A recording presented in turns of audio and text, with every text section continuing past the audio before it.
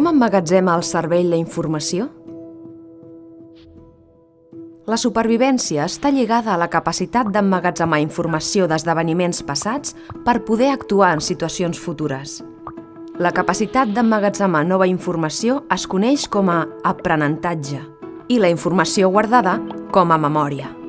Segons la rellevància, el cervell utilitza diferents estratègies, àrees i recursos per emmagatzemar la informació, o de vegades oblidar-la. La memòria sensorial dura pocs segons i recull la informació que ens arriba dels sentits. Aquesta memòria depèn de circuits neuronals redundants. La memòria a curt termini dura de l'ordre de minuts i la seva evocació pot ser conscient o inconscient.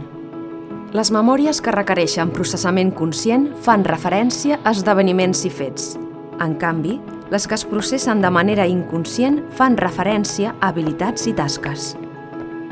Tot i que continua sent una incògnita quines estructures cerebrals hi participen, els neurocientífics tenen pistes prometedores.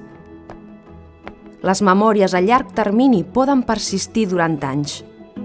La memòria és un sistema cerebral meravellosament complex que, en certa manera, dicta la nostra personalitat, ens fa a nosaltres mateixos i, en definitiva, forma part d'una màquina ben greixada que ens fa, als humans, humans.